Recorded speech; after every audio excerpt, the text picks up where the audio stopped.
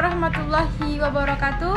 Perkenalkan, nama saya Henisa Viola Fitra, NIM saya 1102001083. Saya dari Stikes Darmalan Baupada, Prodi D3 Rekan Medis dan Informasi Kesehatan. Kelas 1B, Guru Pembimbing Ibu Yosi Idris, tugas Bahasa Indonesia.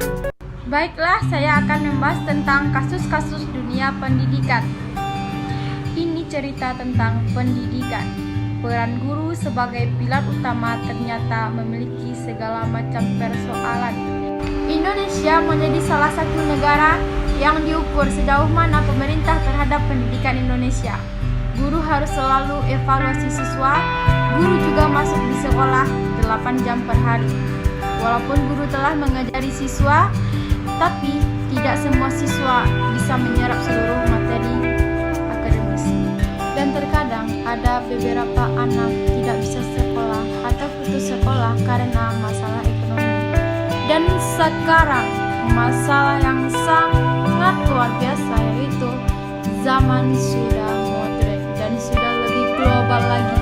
Sedangkan ada bagian-bagian guru yang mungkin tidak bisa mengikuti perkembangan zaman. Dan apalagi daerah-daerah yang terpencil yang tidak mengenal internet ini lebih agak susah, dan ini yang harus ditingkatkan.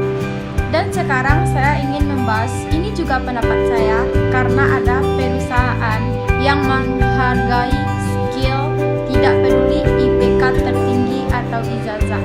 Nah, di sini saya cerita tentang seseorang, dia mempunyai IPK terendah atau drop out, tetapi dia sangat sukses. Di lingkungan masyarakat kita sekarang, tiap tahun ke tahun pengangguran semakin meningkat. Pendidikan saat ini hanya fokus untuk pekerja. Nah, di sini saya mau cerita. Pada zaman era penjajah dulu, Belanda, mereka banyak mendirikan sekolah dan universitas di Indonesia. Karena itu politik etis atau politik balas budi. Namun dalam sejarah, faktanya sekolah yang didirikan Belanda itu hanya untuk kepentingan mereka. Mengapa kepentingan mereka membangun universitas atau sekolah di Indonesia ini? Sebenarnya itu kebutuhan mereka juga.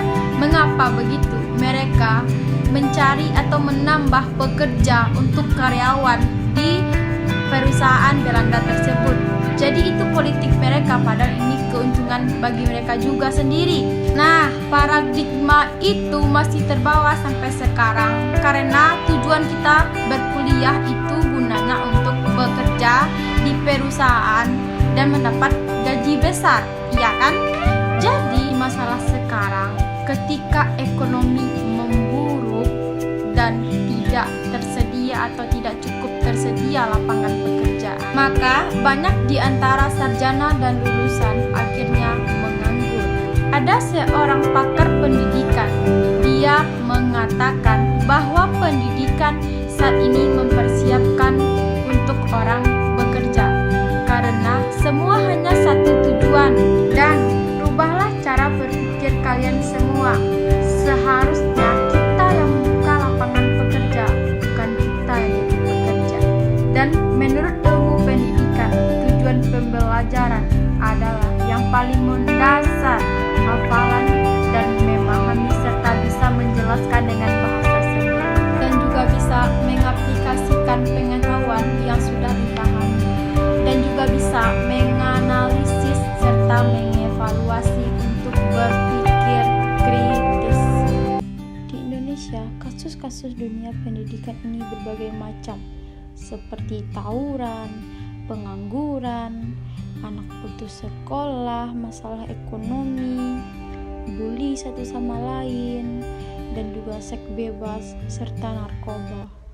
Sekian dari saya. Terima kasih. Assalamualaikum warahmatullahi wabarakatuh.